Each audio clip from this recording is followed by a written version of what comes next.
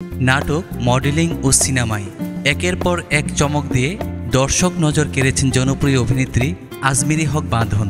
দেশের গণ্ডি পেরিয়ে অভিনয়ের দ্যুতি ছড়িয়েছেন বলিউডেও, কান চলচ্চিত্র উৎসবেও প্রশংসা কুড়িয়েছেন। 2024 ছিল বাঁধনের জন্য একটি গুরুত্বপূর্ণ বছর।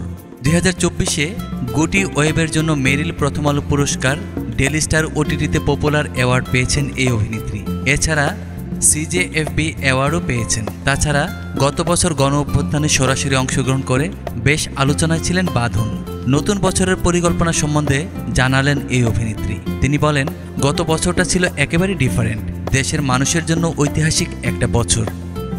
2024 সালের গণ অভ্যুত্থানে শহীদরা তাদের জীবনের বিনিময়ে আমাদের নতুন বাংলাদেশ নির্মাণের যে সুযোগ তৈরি করে দিয়েছেন, সেটা সঠিক পথেই এগিয়ে যাক, নতুন এক বাংলাদেশ হোক।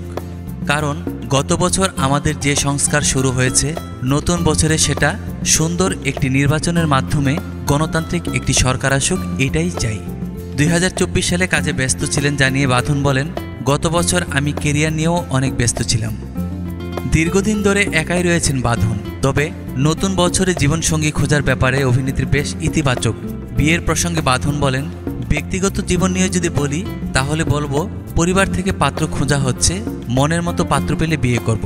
আমার ভক্ত অনুরাগীদের নতুন বছরের শুভেচ্ছা। দোয়া করি নতুন বছরটা সবার ভালো কাটুক। সংস্কৃতি অঙ্গনে যে সংস্কার হচ্ছে, এটার মাধ্যমে দারুণ এক সংস্কৃতি অঙ্গন গড়ে উঠুক।